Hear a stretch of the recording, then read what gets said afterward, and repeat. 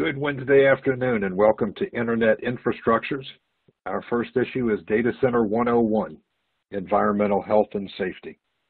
I'm Dale Mullen with McGuireWoods, and I'm joined this afternoon by my colleagues Preston Bryant. Preston is a Senior Vice President in McGuireWoods Consulting, a veteran of environmental health and safety issues, and a former Secretary of Natural Resources for the Commonwealth of Virginia. I'm also joined by my colleague, Gregory Riegle. Gregory Riegle is a partner at McGuireWoods and located in our Tysons Corner office. Tysons Corner is the hub of McGuireWoods' data center effort. Loudoun County, Northern Virginia are the epicenter of data center development in the United States. As evidence of that, I would point to the fact that in 2019, the data center industry in Loudoun County, Virginia, surpassed 1 gigawatt of energy usage solely for the data center industry. That brings us to the purpose for today's webinar. Today's webinar is the first in a series of many, and today we will cover environmental health and safety issues. I'm pleased to introduce our guest speaker for this afternoon. His name is Walter Leclerc. He's from Palo Alto, California, and Walter is a seasoned environmental health and safety, quality and compliance professional. Walter has established himself over the last 3 decades as a thought leader, particularly around strategic issues in business, setting targets for processes, implementing industry-leading best-in-class programs and elements, and his 20-plus years of increasing responsibility in the technology sector has resulted in his work for Fortune 100 companies all the way down to small family-owned businesses. Walter is an environmental health and safety professional with Digital Realty Trust. Digital Realty Trust is one of the leading data center providers in the world, and I'm pleased to say that in 2018, Walter led an effort that resulted in Digital Realty being recognized as 2018 America's Safest Companies list as provided by EHS Today magazine. As a first-time honoree, Digital Realty was one of 13 companies recognized in that year for providing a safe working environment for thousands of employees, and the first data center company to ever receive this honor and distinction as one of America's safest companies. Digital Realty Trust has shown its commitment to the environment, to health, and to safety, and I'm also pleased to say that we're joined by many members of the environmental regulatory community, including members of our own Virginia Department of Environmental Quality.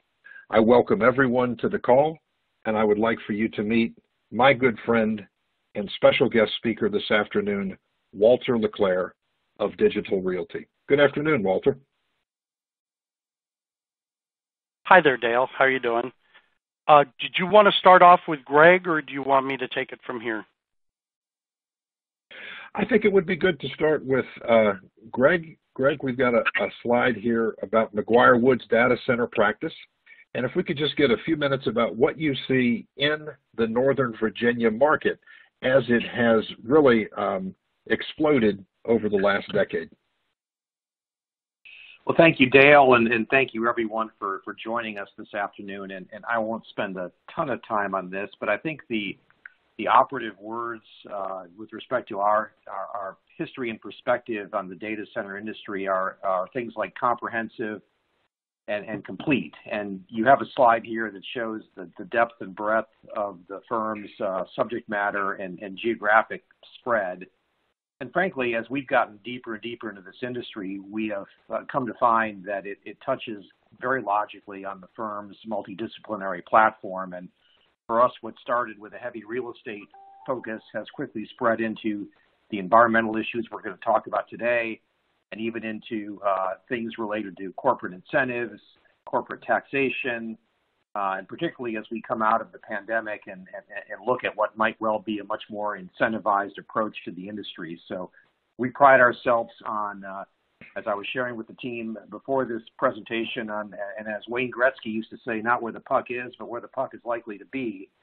And to the extent that we can be of assistance on any of the range of business issues that you're finding or confronted with, we are absolutely delighted to do it. So again, on behalf of McGuireWoods, It was a pleasure to have everyone here and joining us, and I will gladly throw it back to Walter, and we'll get on with the show. Thank you all. Now, Walter, before we start, I'd like to invite everyone to visit McGuireWoods Data Centers team if you're interested in more information about data centers, if you're interested in more information about environmental health and safety, and ask you to subscribe to that list, and you'll receive regular updates about this interesting topic, and not just data centers, but all of internet infrastructure. To kind of kick things off, Walter, we've already received several questions about the impact on environmental health and safety from the coronavirus pandemic. In fact, I think it's fair to say, Walter, that March and April have not been easy months for internet infrastructure generally. There have been impacts to essential personnel, to construction projects. There has been a rush to build out data center ability to support more workers who work remotely. As evidence of that, I would point to the good attendance that we have for events like this that are hosted solely online. There's restricted access to facilities that requires a new environmental health and safety focus, and you kind of have to dust off your contingency plans and your emergency operations to determine who is essential and who is not. From the business side, I will say that we've seen an extreme focus on supply chains and a focus on permit compliance, business interruption contingencies, and force majeure clauses, those clauses in contracts that will sometimes relieve responsibility for contract performance. And as we talk about really how internet infrastructure is doing, we can find that it's doing okay, but Walter, I'm sure you've seen at Digital Realty some record spikes in internet traffic and shifts in when people access the internet. And so, Walter, with that, I'd like to talk about environmental health and safety generally, and then get to your agenda when we can drill down on some actual practical things that data centers have to consider. Walter, how's the internet doing, and how is environmental health and safety doing generally across the United States? Yeah, thanks, Dale. So, yeah, we have not been immune to it. We are having reduced staffing, protocols being put in place in the data centers. We're doing that to protect our staff. We don't want the pandemic to affect an entire staff at a data center, so we're going to staggered work schedules. We are actually going to reduce staff and interacting, keeping people as far apart as possible, not just the 6 feet. We are doing tremendous amount of increased cleaning using things such as the EPA's approved list of disinfectants, and we're definitely attacking this from a point of sustainability, resilience, and it's certainly impacting the data center environment and the EH&S elements that I'll talk about a bit here in the future.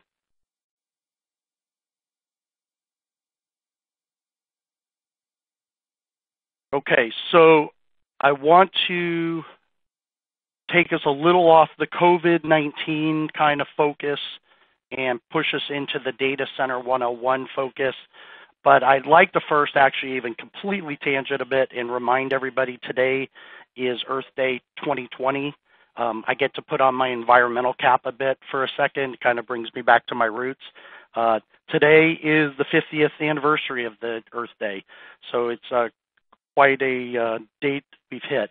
For those that are able, think about how to serve the planet this week.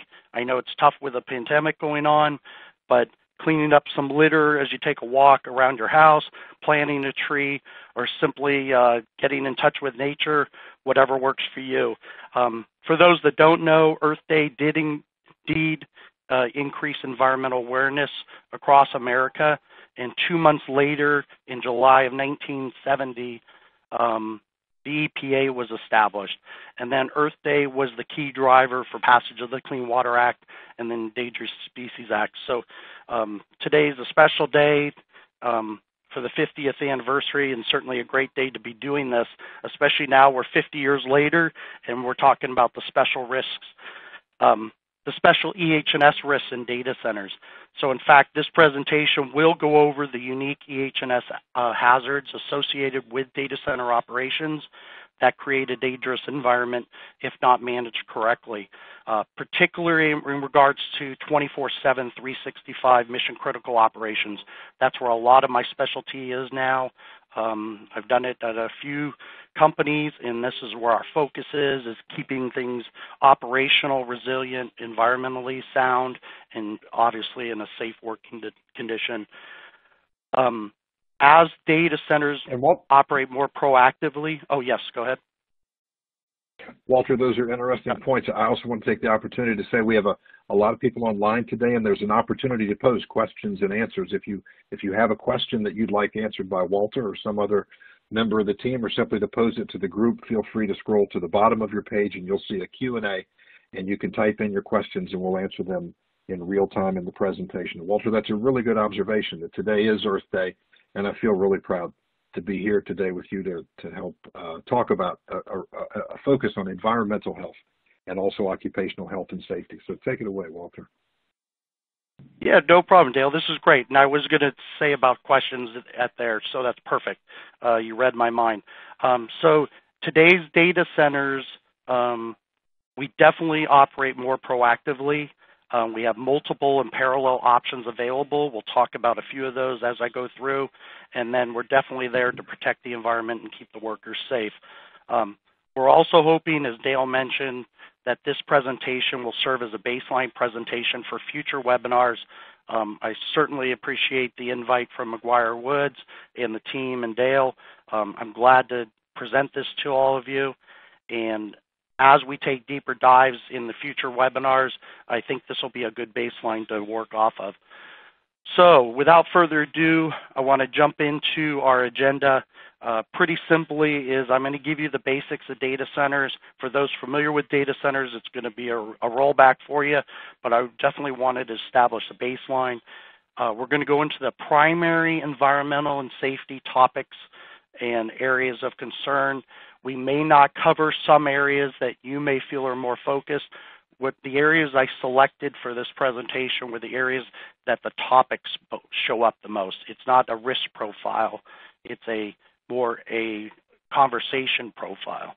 And then we'll conclude at the end here.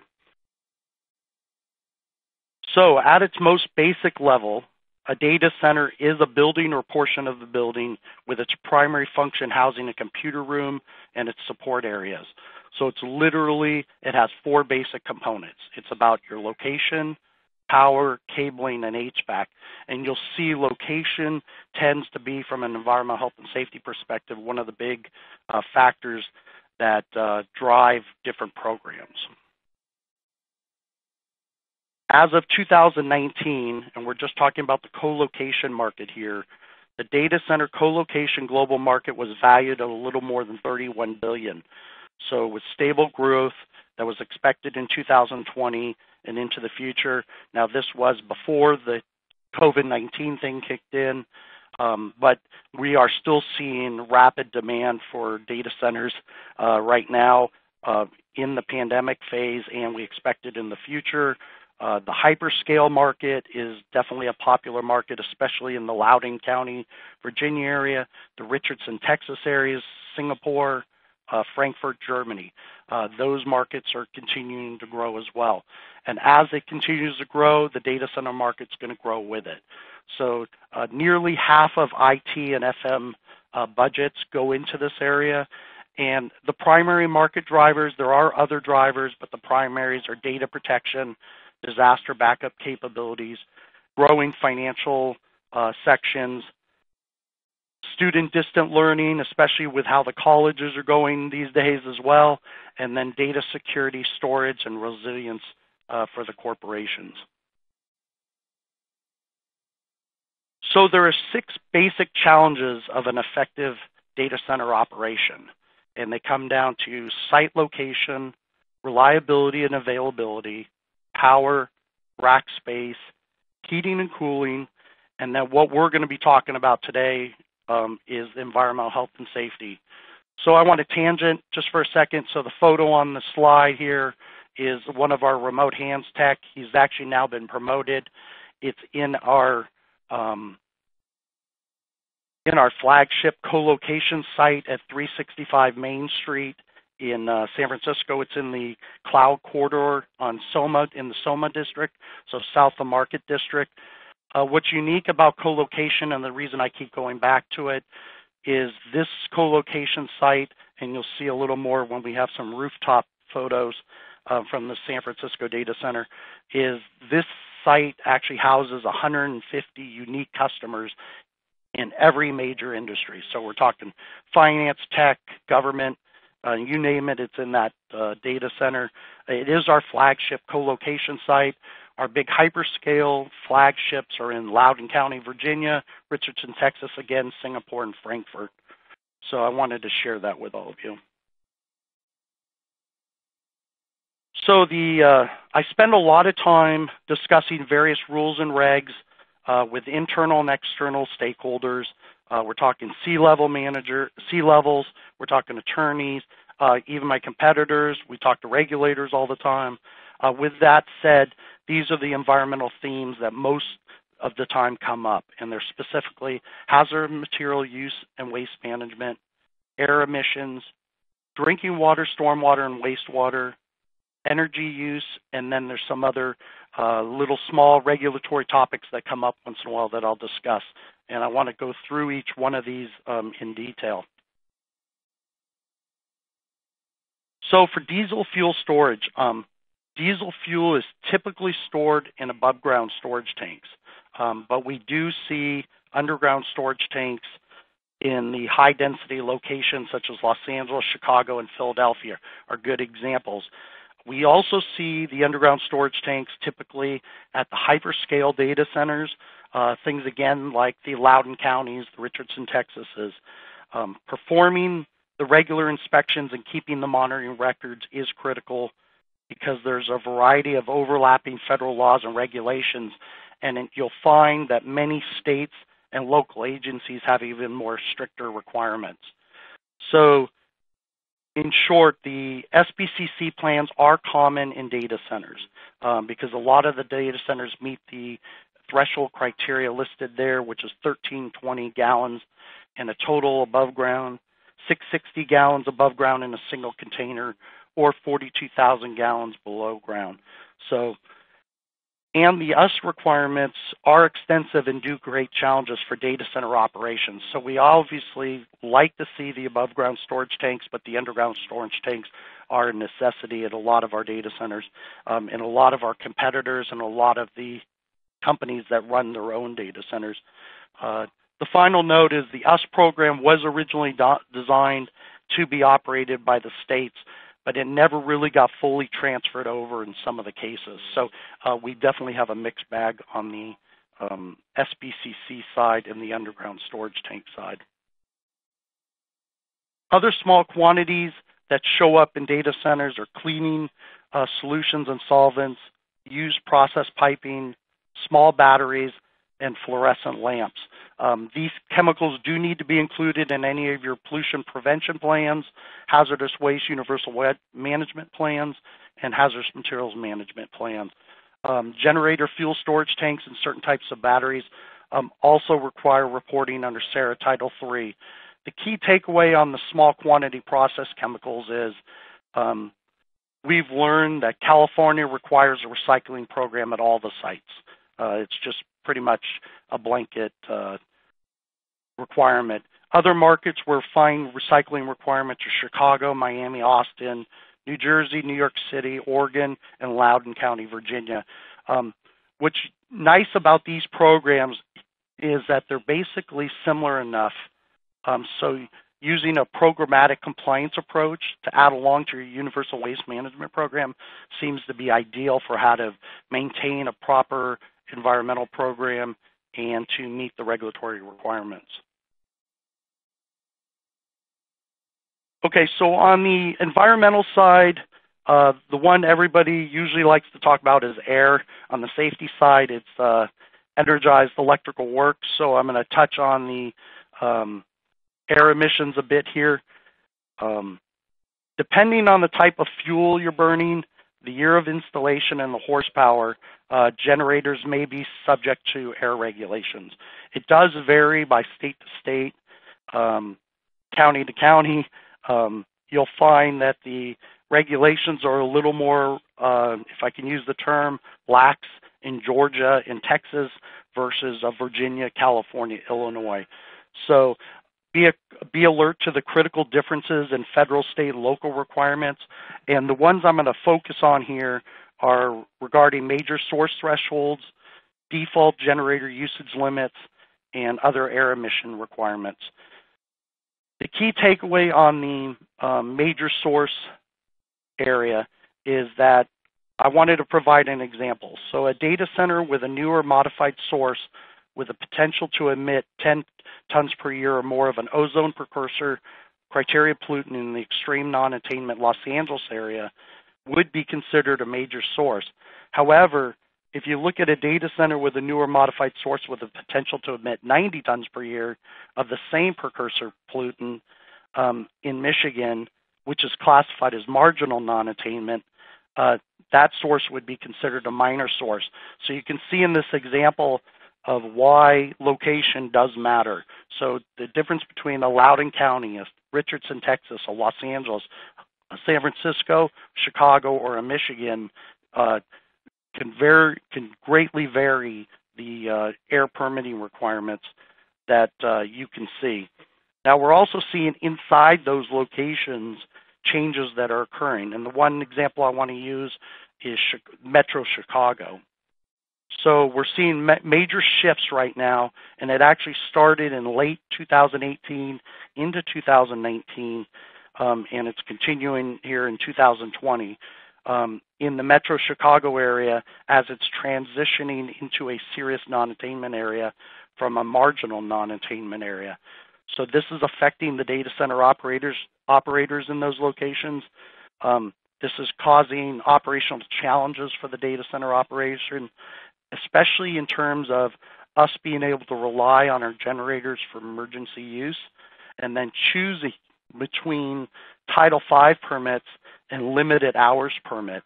And that may seem like a very minor thing on the surface of it, but when you start talking about the reliability of a data center and the ability to use the generators, it really does become a risk-reward type of formula that we've had to use. All the other data center operators have to do the same thing in terms of a Title V permit versus a limited hours permit.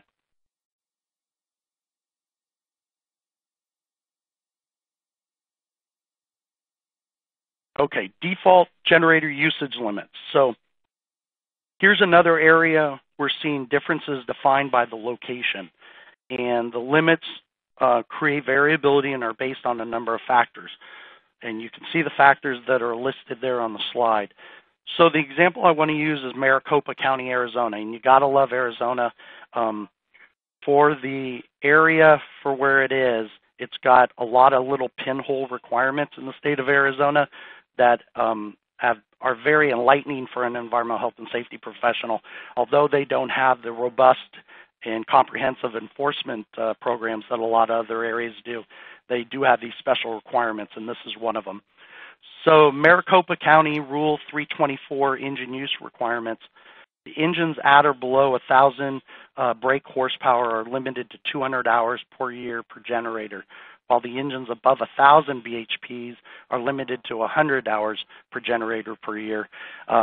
You can compare this to South Carolina, which are at 500 hours per year per generator.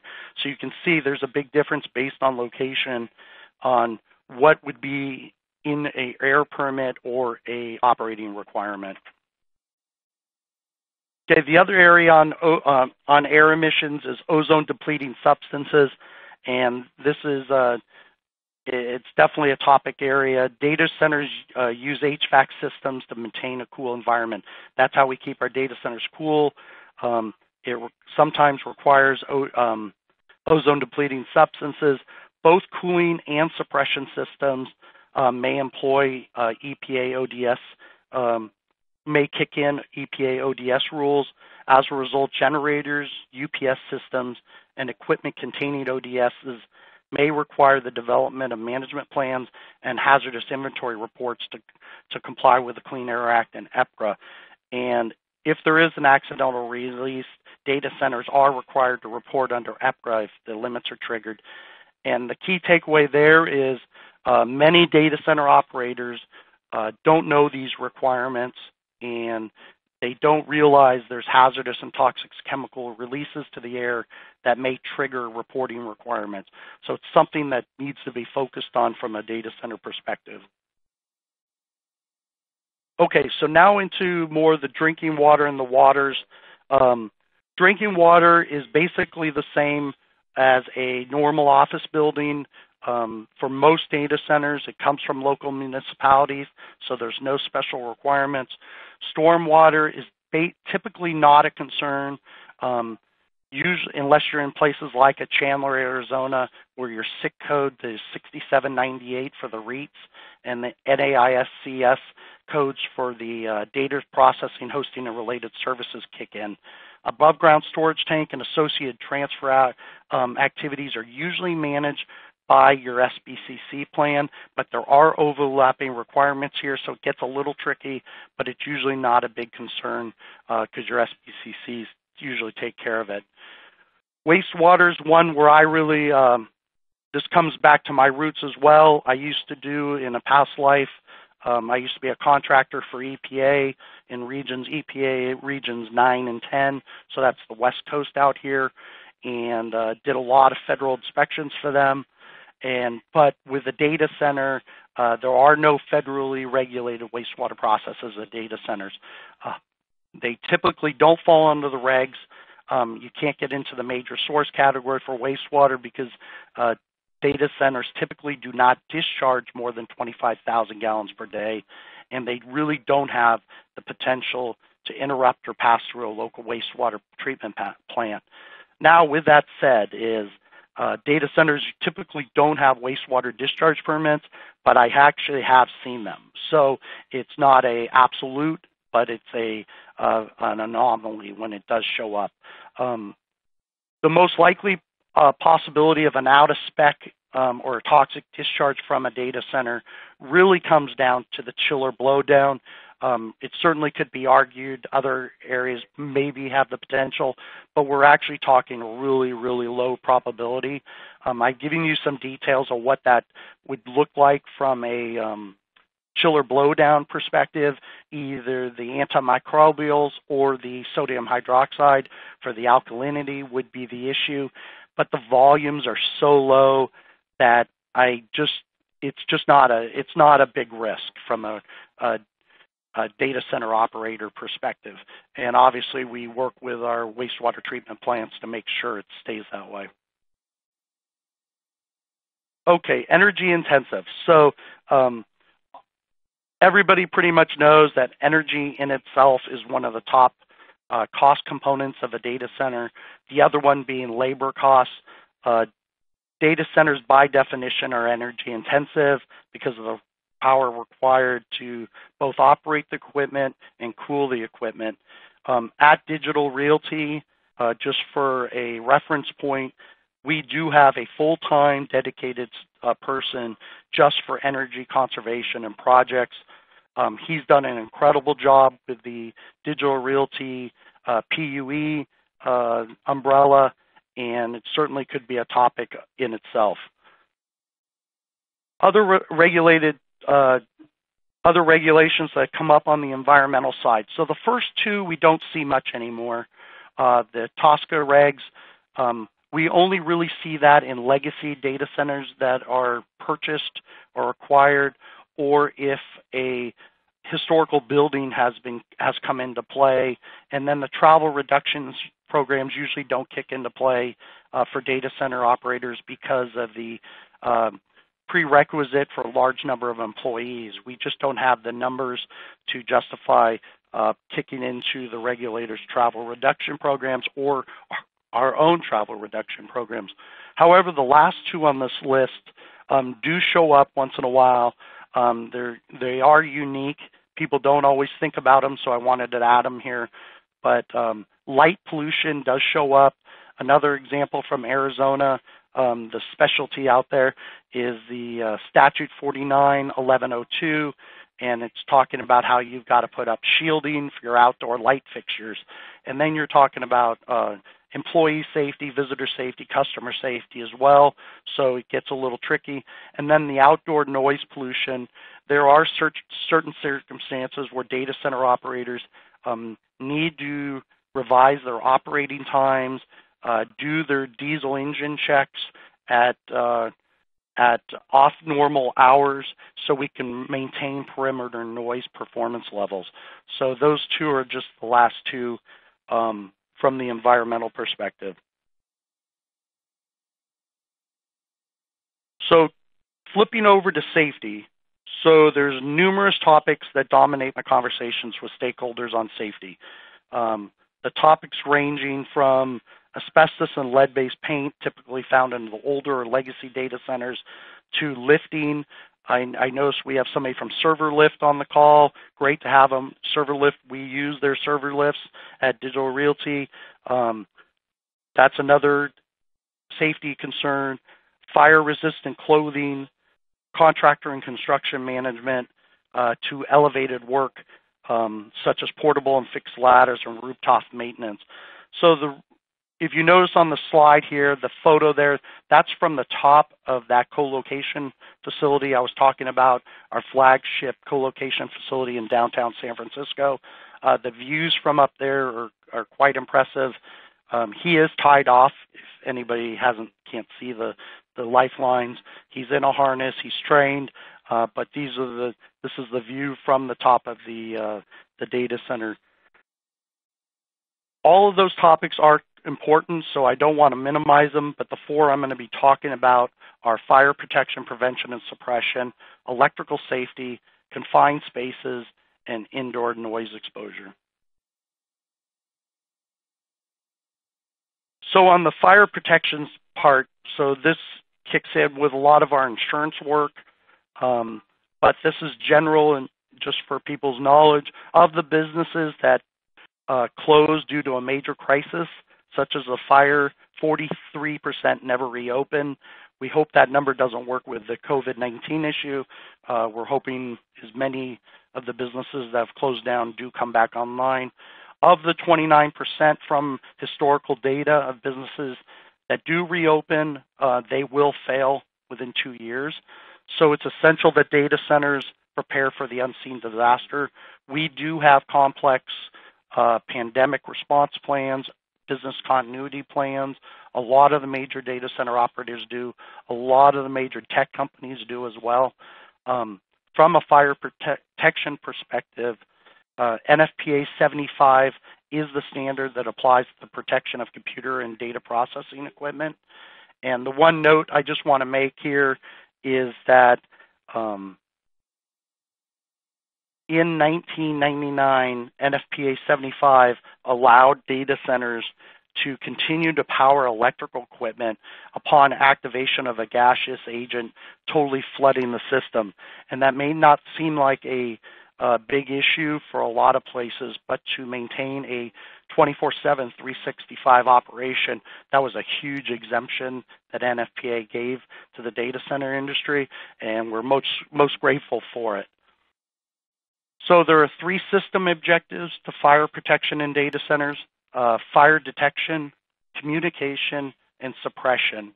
The 2 types of suppression agents that are used most often are fire extinguishers, just the normal handheld fire extinguishers, or total flooding fire extinguishers.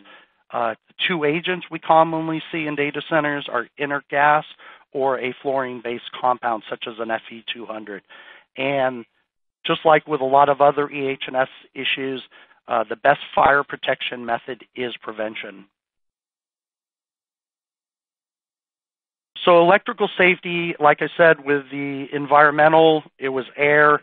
On the safety side, a lot of people want to talk about electrical safety, so that's the top one on the safety side of it. The consequences of an electrical event are very dangerous. It's estimated at 750,000, plus you're talking about a possible loss of human life, your legal proceedings for your lawyers and that whole thing, and then your regulatory oversight. The electrical standards for data centers, I've listed some of them there. They do go deep, they do go broad, they cover a lot of areas. I think in our general electrical safety program document at Digital Realty, we've written a comprehensive electrical procedure. There must be a whole page of line items of different regulations globally on electrical, so it's quite intense. On the surface, the key to avoiding an electrical event in data center is relatively straightforward. Basically de-energize, right? Avoid or protect. However, in reality, it's been difficult, and I'll tell you a little more about it as I go on here, but it was very difficult from a cultural point of view in the data center industry and from customer demands, other stakeholder involvement to make the change. But at Digital Realty, we did make the change, and I'll touch on a little bit here. But electrical safety is the big player here on the safety side. Specifically, OSHA prohibits work on live electrical parts operating at 50 volts or more unless the employer can demonstrate that de-energizing creates additional or increased hazards. There are exceptions as noted here. Testing of equipment is the most widely used exception by data center operators. Some data center operators try to use continuous industrial process for branch circuit installs, but in my opinion, you will find it extremely difficult to get that to hold water if challenged by a regulator. There are real examples of using the exception for life safety. I can attest to it. I've been involved with it. But even in those cases, we're finding that the entities, and I'm thinking of a number of government agencies across the U.S. here, that have chosen not to exercise that exemption, and they've worked on advanced scheduling with us to de-energize their equipment so it's the most safe environment to do work on it. And we're even talking about 911 systems. You'd be surprised how creative people can get if they want to make it work. And we've got government agencies that have done that, and it's been great. So not only did we go from trying to teach them about de-energizing to now them telling us how they figured out solutions where we can de-energize if we do it around them. So it's been quite a little team effort there. And if it's been determined that you can't de-energize it and the work must be done live, the employer has to implement a number of energized electrical work processes and procedures, and some of them are noted there. So this is probably my favorite slide in the group because we've spent a lot of time at Digital Realty. I've spent a lot of time with our competitors talking about it. Another company that does a lot of de-energized work is RagingWire. So I've talked a lot with RagingWire. They've been trying to tap us for some of our special things, which I won't let go. But best-in-class electrical processes come down to two things right now for the data center companies, and it's finger-safe panel boards and overhead busways. And the finger-safe panel that I got shown there on the slide is a layer 0 finger-safe panel, and the busway down there is a Starline track busway. If you're familiar with these, the finger-safe panels have long insulated connectors, so you're protecting the workers while they're doing the work. The overhead busways are basically these prefabricated junction boxes with just a twist of the wrist. You get them online and operational. This is the way of the future for data center operators. Now we're talking about not the hyperscales as much, but we're talking about the co-location where we have multiple customers in an area and people are adding circuits, taking circuits off, and it becomes quite a track meet in there. But this is the future, and Digital invested in these things years ago, and now we're starting to really see the payoff. It prevents people and workers from being exposed to live parts, and we definitely lower the risk of electrocution. We reduce our risk profile, and they've been great. This is also the key component was Digital's energized electrical work minimization policy of advanced scheduling, redundancy, and design for safety that led to Digital Realty being listed, as Dale mentioned, on the America's Safest Companies list in 2018. And for those that don't know, beyond we were the first company, as Dale mentioned, but EH&S today started America's Safest Companies in 2002. It's a unique and exclusive corporate award honoring the safest companies in America, and we're very proud of our energized electrical work program at Digital and for the award. And then since 2002, only a little more than 235 companies have been put on that list. They've demonstrated a commitment to environmental health and safety, risk control, and it's been an honor, and it's a 5-year acknowledgement. So we're working to try to win the award again in 2023. So the last two I want to talk about are confined spaces and indoor noise exposure. So on the confined spaces, they don't get as much attention as the fire protection and the electrical, but I actually find this as a major gap in a lot of data center operations. Water storage tanks, electrical vaults, HVAC systems, and other confined spaces, you'll find are confined spaces, and they haven't been properly identified at a lot of places. They're not intended for continuous occupancy, and they are definitely difficult to exit in an emergency. Think about if you can get one of those water storage tank valves open, the big ones, even if you get into that water storage tank, to get out, it'd be a nightmare because there's no stairs inside, things of those sorts.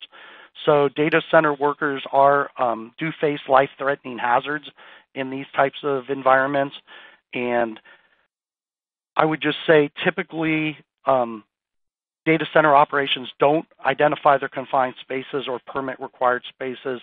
They don't have up-to-date inventories.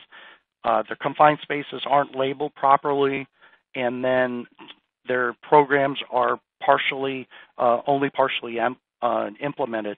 So it's definitely a topic area to focus on as somebody looks at a data center. And last but not least is definitely spend a day in a data center, and you'll come away with a deep appreciation for the noise exposure inside a data center. And this can come from generators, electrical rooms, power rooms. At Digital Realty, we do a lot of indoor noise monitoring to make sure our workers are safe. We implement the 15-minute rule, so it's kind of like the 3-second rule with your kids, but we have a 15-minute rule at Digital Realty, and the key takeaway here is that there is no cure for noise-related hearing loss.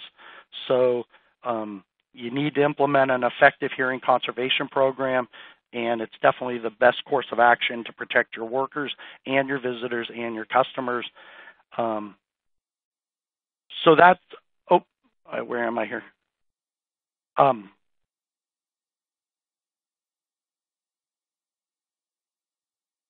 So on the COVID-19, I don't know, Dale, if we have somebody who wants to take this slide, but planning and preparedness is certainly an important factor.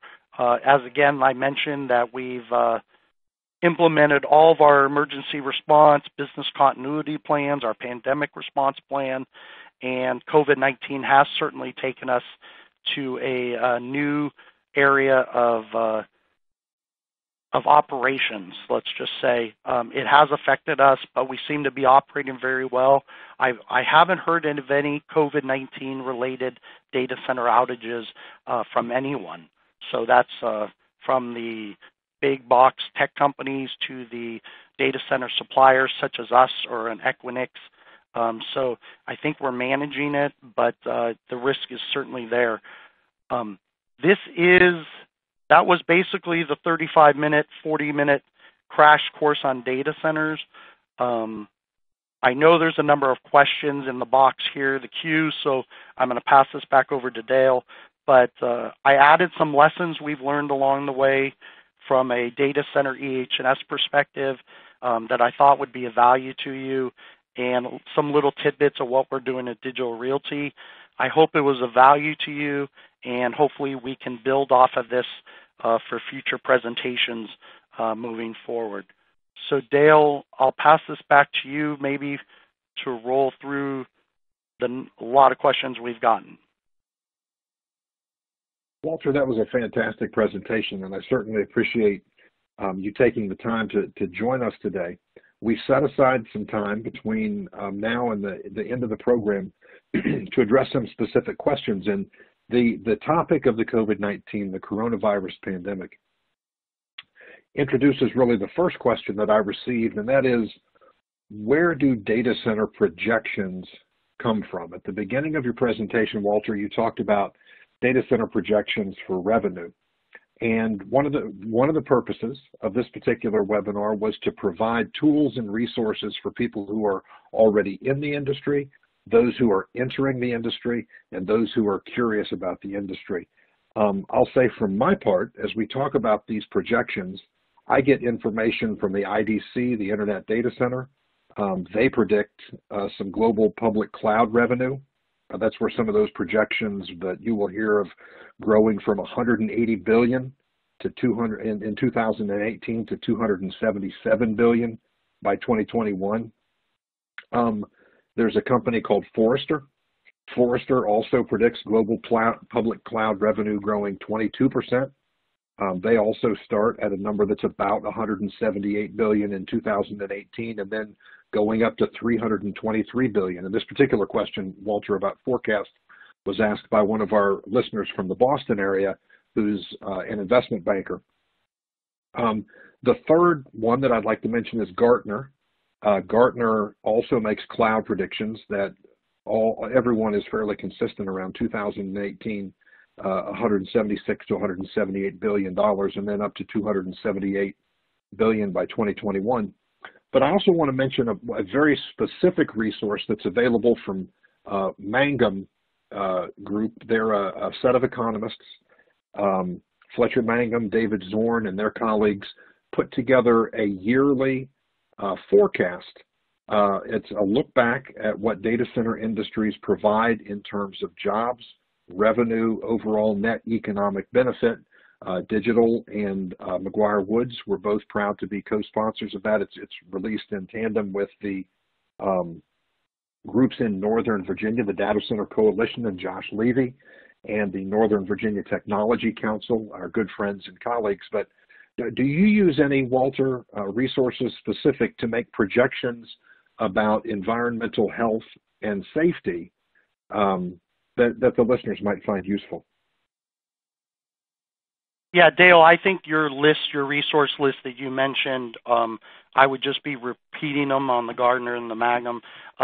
What I also do know, just to expand on that a little bit, is we do a lot of exchange with our competitors.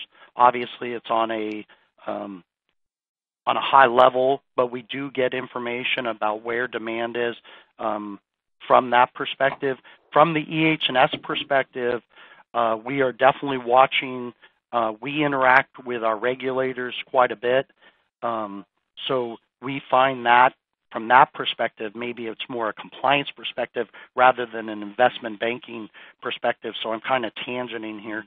But, the regulators actually provide us with a lot of good information. So, but I definitely would agree with your resource list that you put out there.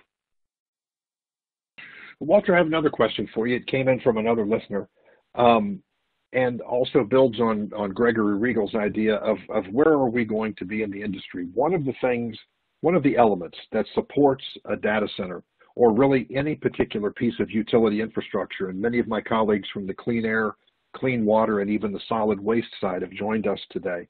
One of the things that makes a data center unique is that you, in essence, you sell power. Fair to say, Walter? Absolutely. And so these leases are less dependent on square footage or footprint and more dependent on power needs. those power needs are enormous and require what's known in the industry as a UPS, an uninterruptible power supply, that is predominantly provided by diesel generators today. Is that a fair statement of the way the industry is today, Walter? Yeah, so mostly what we do, Dale, is we rely on utility power, and we use the diesel generators as our backup source, our UPSs as our backup sources. That's why we have a big push here at Digital Realty. We just announced it today, where we've put into a power agreement to purchase wind energy for all of our data centers in the state of Texas. So we are looking at different sources for that power, but most of it does come from the utility side of the house rather than the generators. We're seeing, as I mentioned on those slides, is the restrictions in some of these areas are becoming very, very tight. They're making Los Angeles look like the norm now. So we can't rely on the generators as much. The UPS has definitely come in play, but it's utility mostly, Dale. I know that there's been a real push towards renewables in the data center space, specifically through demands in contracts and in sustainability efforts from consumers, from even the data center industry itself. Where do you see that uninterruptible power supply coming from in the future? Is there anything exciting happening in the battery space, or are we going to be reliant on emergency diesel generators or emergency even gas or propane powered generators for this foreseeable future? Now's your time, Walter, to make a brilliant prediction, and you can look back and say, I saw that coming. Where's the industry headed? Yeah, it's the industry is heading definitely for renewables. That's where the push is. At Digital Realty, there's also a push on the water conservation side of the house. So I'm going to kind of broaden this a little more on you, Dale. As I mentioned, on the energy side, from the energy conservation, it's a pretty mature type of exercise now from a PUE standpoint. And the gentleman we have at Digital is very, very strong. We are now pretty much leading the way with a couple of the major tech companies on the water scarcity and the water conservation side of the house. So that's going, but the renewables energy purchases is where it is. And that's what I was mentioning is we've had a number of agreements for renewable purchases. Our strength at Digital is on the water energy side, but our renewables is part of the sustainability effort. It's going to be renewable energies. Now, for those of you who are fairly new to the data center space, you'll find very quickly that it's acronym and jargon heavy. Walter, for the listeners, PUE. Help us with PUE. Oh, yeah. It's just a measure of how efficient you're using your energy, and the WUE is the same thing. It's your amount of water you use per energy consumed. It's just another measurement we do in the data center space. And yes, I do apologize for all the acronyms and jargon. We definitely added it there. But the renewables, hopefully everybody's pretty much got a good grasp of that. It's purchasing the wind power and those sorts of things to use as your source of energy. Walter, a couple of more questions. I'd like to push this to the OSHA and state level worker protection side for just a second. I received some questions from listeners that have to do with low frequency noise, and even one question about whether or not restrictions from wearing music earbuds, I say, well, I'm wearing my AirPods for this particular broadcast, which can be worse by ambient noise. Have you seen just generally across the country in your 20 years in the technology space complaints about low frequency vibration? And if so, how are those handled? And have you seen any impact on that on workplace health and safety? Yeah, not as much, but I mean, I've touched upon those subjects. The low frequency is not as much a risk. It's really more the high noise areas, the generator rooms. If you've been in a data center when multiple generators, and we're not talking about just one. A hyperscale site could have, 50 generators kick on at the same point. You can imagine what the noise level is there. So the vibration's not as much a difference, but what we are seeing a lot, and especially in Europe, is the IR radiation on the antennas on the rooftops, and protecting workers from that perspective, from a frequency perspective, keeping proper distance from those types of devices that are happening up on the rooftops.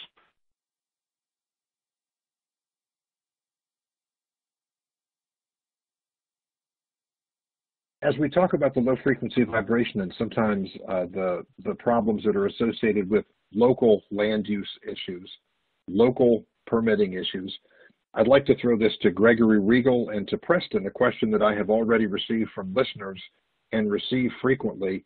What is it that makes a particular site useful or desirable for location of a data center? I will say, and Walter, you and I have talked about this, and we will in future episodes talk about what's coming next, because there is a push out to what's known as edge computing, where you move the computer, the storage, the data closer to the user. It solves problems of latency, the amount of time it takes to get information in and out. But as we transition, Greg, Preston, Walter, I'll start with you first, Greg. When you look at site selection from a state and local level, what do you find that makes a site perfectly well suited for a data center?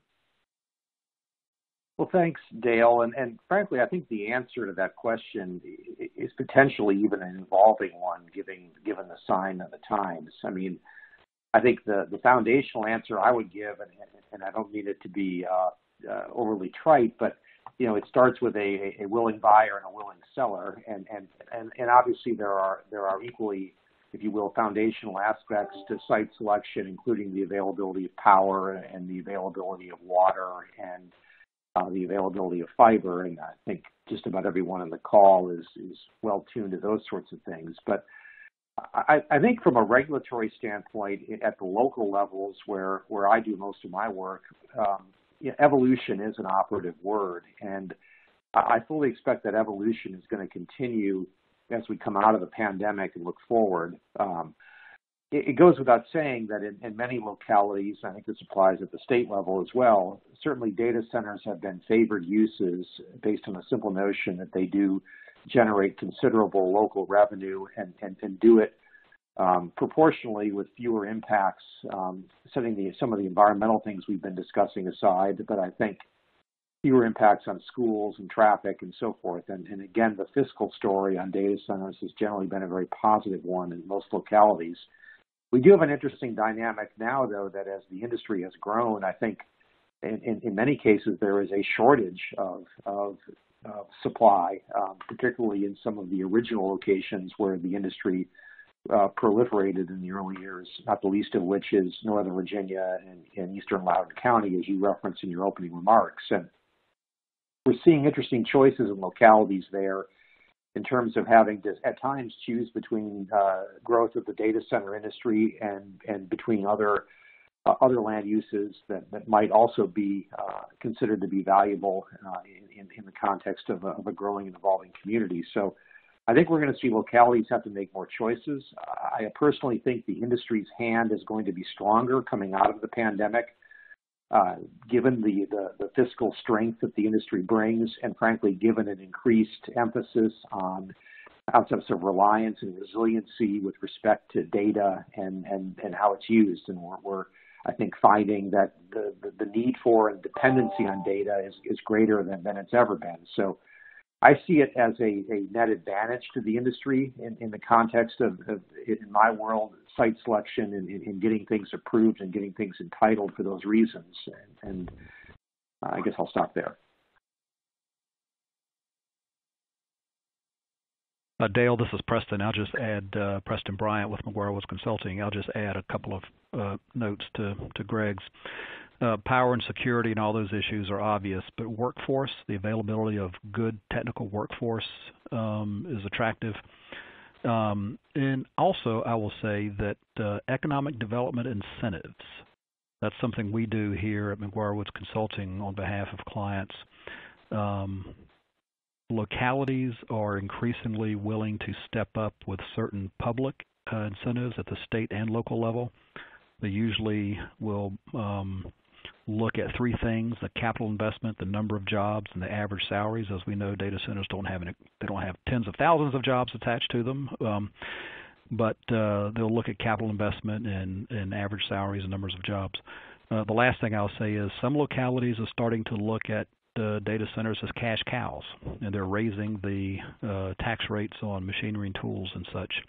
And that is, and other localities are recognizing that and are responding to that market, and they are offering better tax rates or their on data centers and their equipment. So that's also attractive. And Dale, this is Walter again. I would just add on to that. Preston and Greg definitely nailed it. Labor availability was the big one, so that's a repeat on Preston's. And demand is also a big deal. But we're also finding you really do have to look at water availability if you're using water cooling systems, and you really have to look at energy availability. So demand's important, labor availability is important, security, economic development, I totally agree, but it does come down to those basic components, those resource components of will it work for your data center to operate with or without the energy available or the water available. And Walter, I want to use this as a segue as we round out the afternoon. We tried to set this up for a 1-hour presentation, and I want to be mindful of everyone's time.